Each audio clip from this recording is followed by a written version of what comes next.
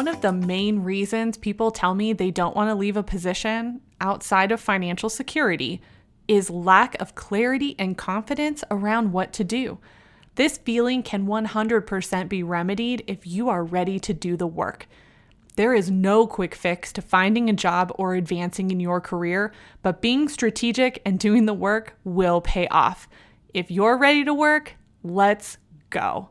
This is one episode in a 20-episode season designed to provide career foundations for experienced professionals.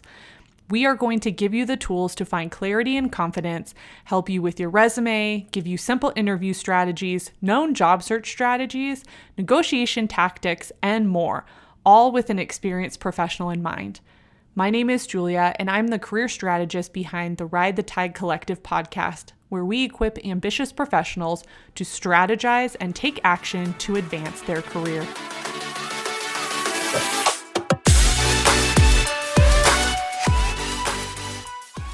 Hi everyone, I'm excited about this episode because it will be a go-to episode when you need to write content for your resume. While my content is focused more on mid-level professionals, the process I am sharing today on how to write content for your resume is applicable to anyone who needs to write a resume. I would recommend grabbing a pen and paper to take notes, but this definitely isn't a process that you need to see on video to understand. Writing content for your resume can be daunting. So daunting that most people don't do it. They hire someone to write their resume for them. While this is a service that might be good for some of you, I wouldn't recommend it for most of you, and here's why. Your resume is a way for you to build confidence and remind you of what makes you awesome. Does that mean you shouldn't hire a resume writer? No, resume writers can be very helpful in editing and giving you feedback to refine your resume, but I don't like to rely on them for this process. Let's dig in. We are specifically going to discuss how to write a bullet point or accomplishment statement for your resume. This is the content that you would see under the heading for a current position or a previous position. The formula I'm going to give you can be used for any type of position, including volunteer. Here is the basic breakdown. You'll start with the verb, plus what you did, plus why you did it, plus how you did it, plus your results. You'll want to quantify where you can, describe populations when appropriate, and most importantly, use keywords from the job description. Let's break down each part a little bit more. The verb. Each statement should begin with an active action verb. There are active verbs and there are passive verbs. Active verbs are words like managed, designed, presented, etc. Passive verbs would sound more like helped or assisted. When we talk about tailoring a resume, the verbs are the easiest place to start. Go through the job description and highlight all the verbs you see. Then take note of the verbs that show up the most and make it a point to adjust or create statements that fit those verbs. Next, you want to add what you did. This part goes hand in hand with the verb you choose. It might sound like managed a team or analyzed the report. This is the easiest part of writing your statements and usually the part where most people stop adding information. Let's keep going and I'll explain what I mean. When you add the next part, why did you do it? You're providing a brief context to the reader. There won't always be a why, but it is helpful for the reader to understand why this information is relevant. Continuing on with our analyzed example, we might say, analyze the report for continuity. That is very different than analyze the report to find profit trends. The first is more about grammatical skill, and the second is financial in nature. Similar verb and action, but the context, the why, gives us more insight into the skills we are likely to see in the how section.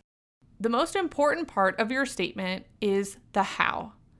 These are the skills you want to highlight and can also include keywords or phrases from the job description. For example, analyzed report to find profit trends by running Excel formula. What I like about this example is you are showing your Excel skills in action and not just listed at the bottom of your resume in a skills section. The last part of the process is the results. There won't always be numbers-based results like you might find in a sales-focused statement, but that's the ultimate goal. Let's look at our example. Analyzed report to find profit trends by running Excel formula, resulting in 3 profit trends identified and used to plan Q4 projections and marketing focus. Oh man, that definitely sounds better than the simple analyzed a report for trends. We took a simple statement and made it into a powerhouse resume statement that highlights not only the person's skills, but the impact their skills had on the company. We went from 1 verb to 4 verbs and really showed the hiring manager how our work impacts the decisions of the company. Let me say the bullet point again. Analyzed report to find profit trends by running Excel formula, resulting in 3 profit trends identified and used to plan Q4 projections and marketing focus. Let's look at another example. Managed a team of customer service agents. This is a simple statement that has an active action verb. Tells me what you do, manage a team, and tells me who the team is, customer service agents. But here's what I don't know. How many team members? How do you manage? What results do they need as a team? What's your management style? Why do you need to manage them? Are they a new team? Experienced team? You can tell there's a lot of information that could be added to this statement to help tell more of your career story and highlight your skills. Here's another way you could write this statement. Manage team of 20 frontline customer service agents by providing continued training, encouragement, and bi-monthly meetings, resulting in 92% positive feedback from customers and less than 10% turnover rate within 3 years. This statement is saying a lot of things, but sometimes you need to do that to get all your information in. It could be split into 2 statements, one about the positive feedback and one about the less than 10% turnover rate, but maybe this is an older position and you don't want to waste lines splitting it into 2. It depends on your needs. The point is, we took this statement from a simple statement that anyone could write on their resume to a tailored statement that makes a bigger impact. Let's briefly discuss the simple ways you can level up a statement. The first is quantifying. It is definitely the easiest. Whenever you can add a number, add it. 20 agents is very different from 2 or 50. The management techniques change depending on how many people you manage, so you always want to include that number. If the employer is looking for someone who can manage large quantities of people, your resume will stand out over someone who has only ever managed 2 to 3 people at a time. Anytime you are dealing with numbers, money, percentages, put it in there, if you can. Not all companies want their numbers out there, so beware of what you are allowed to share. Percentage increases or decreases are a great way to talk about results. If you remember a few weeks ago, I mentioned keeping a list of projects, and this is why. When you are done with a project, you can calculate the numbers you need to add to your resume. Trust me, you will forget them. Describing a population in a non-discriminatory manner is also a great way to tailor your resume and your experience.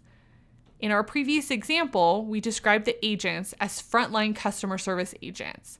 We could have only used the term agent, but adding the detail helps the reader know who you managed and what level they were at. Similarly, if you are writing about giving a presentation and it's for a company board of directors, that lands different than presenting to a group of 500 peers or 40 children.